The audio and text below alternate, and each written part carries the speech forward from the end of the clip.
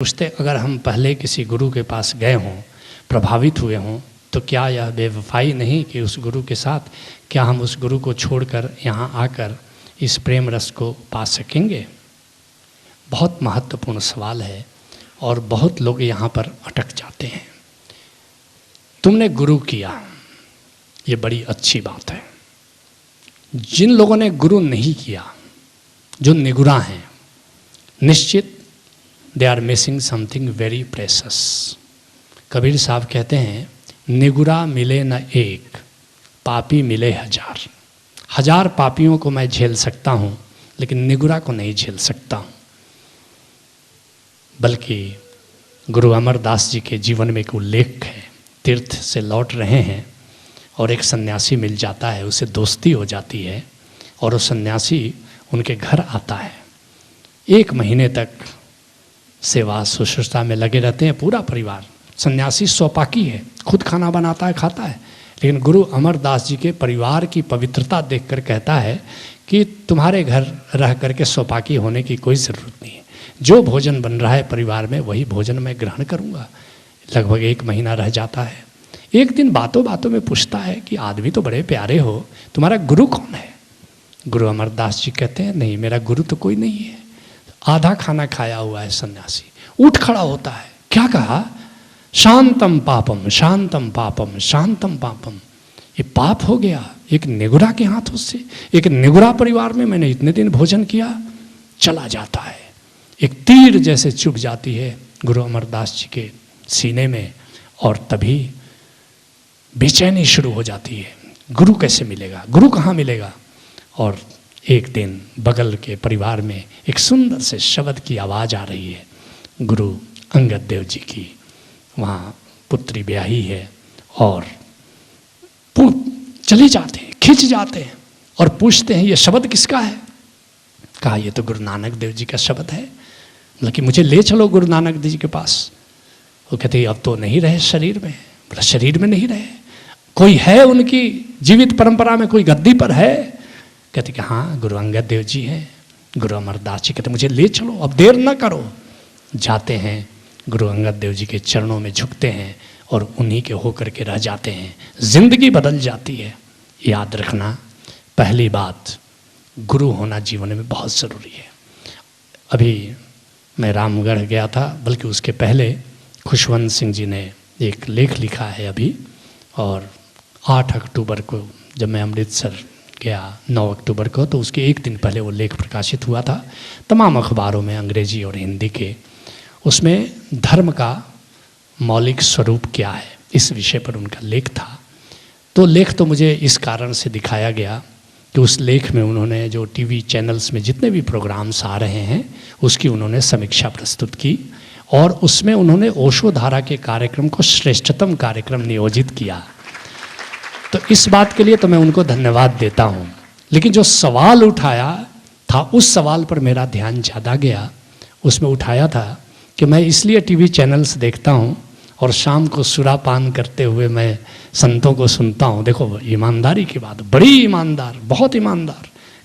कहते हैं कि मैं इस आशा में सुनता हूँ कि कुछ राष्ट्र की समस्याएं, जो समाज की समस्याएं हैं, उन पर कुछ ये संत प्रकाश डाले दें। और उदाहरण भी दिया, कौन सी समस्या? जैसे जनसंख्या बढ़ रही है, जैसे प्रदूषण बढ़ रहा है। लेकिन कहते हैं मैं निराश होता हूँ कि जितने भी संत हैं इन बातों पर कोई प्रकाश नहीं डाल रहे हैं।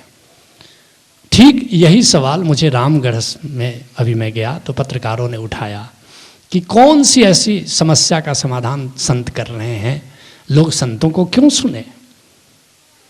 मैंने कहा कि जो समाज की समस्याएं हैं उनका समाधान देना राष्ट्र सत्ता का कर्तव्य है, सरकार का कर्तव्य है, विज्ञान का कर्तव्य है, टेक्नोलॉजी का कर्तव्य है। और जो व्यक्ति की समस्या है, जो परिवार की समस्या है, उसका समाधान संत देता है। और हमारे भारत में कुल गुरु की परंपरा रही थी। जो भी परिवार की समस्या होती थी, आपस में झगड़े झंझट होते थे, लोग कुल गुरु के पास जाते थे और कुल गुरु के समाधान को स्वीकार करते थे। समाधान मिल जाता था, झगड़ा निपट जाता था। और जब तक कुल गुरु का इंस्टीट्यूशन रहा, भारत के परिवारों में टूटन नहीं हुई।